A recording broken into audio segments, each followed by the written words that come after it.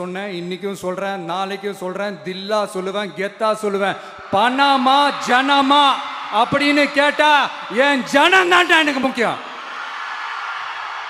കഴിഞ്ഞ വർഷം സെപ്റ്റംബറിൽ കരൂരിൽ നടന്ന തമിഴക വെട്രി കഴകം റാലിക്കുണ്ടായ തിക്കിലും തിരക്കിലും പെട്ട് ജീവൻ നഷ്ടപ്പെട്ടവരുടെ കുടുംബങ്ങളെ നേരിൽ കണ്ട് ആശ്വസിപ്പിച്ച് തമിഴ്നാട് മുഖ്യമന്ത്രി സി ജോസഫ് വിജയ് ദുരന്തത്തിൽ ജീവൻ നഷ്ടപ്പെട്ട 41 പേരുടെ കുടുംബാംഗങ്ങളെയാണ് അദ്ദേഹം സന്ദർശിച്ചത്. ദുരന്തബാധിതരായ 32 കുടുംബാംഗങ്ങളിലെ ആശ്രിതർക്ക് അവരുടെ യോഗ്യത അനുസരിച്ചുള്ള സർക്കാർ ജോലി നിയമന ഉത്തരവുകൾ മുഖ്യമന്ത്രി ചടങ്ങിൽ വെച്ച് നേരിട്ട് കൈമാറി. ഇതിനൊപ്പം ഇവർക്കുള്ള ആശ്വാസ ധനസഹായവും വിതരണം ചെയ്തു. ദുരന്തത്തിന്റെ പേരിൽ തനിക്കെതിരെയും തന്റെ പാർട്ടിക്കെതിരെയും വേട്ടയാടാൻ ശ്രമിച്ച പ്രതിപക്ഷ രാഷ്ട്രീയ പാർട്ടികൾക്കെതിരെ മുഖ്യമന്ത്രി കരൂരിൽ ശക്തമായി പ്രതികരിച്ചു. ഞാൻ രാഷ്ട്രീയത്തിൽ ഇറങ്ങിയത് പണത്തിനോ പദവിക്കോ വേണ്ടിയല്ല, മറിച്ച് ജനങ്ങൾക്ക് വേണ്ടിയാണ് എന്ന് അദ്ദേഹം വൈകാരികമായി പ്രസംഗത്തിലൂടെ ആവർത്തിച്ചു പറഞ്ഞു.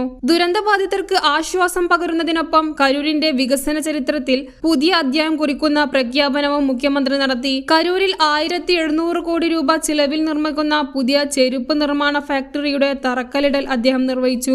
ഈ വലിയ വ്യവസായ പദ്ധതി യാഥാർത്ഥ്യമാക്കുന്നതോടെ മേഖലയിലെ 13,500-ലധികം ആളുകൾക്ക് പുതിയ തൊഴിലവസരങ്ങൾ ലഭിക്കുമെന്നാണ് പ്രതീക്ഷിക്കുന്നത്. വികസനവും ജനക്ഷേമവും ഒരേപോലെ മുൻനിർത്തിയുള്ള മുഖ്യമന്ത്രിയുടെ ഈ സന്ദർശനം തമിഴക രാഷ്ട്രീയത്തിൽ വലിയ ശ്രദ്ധ നേടുകയാണ്.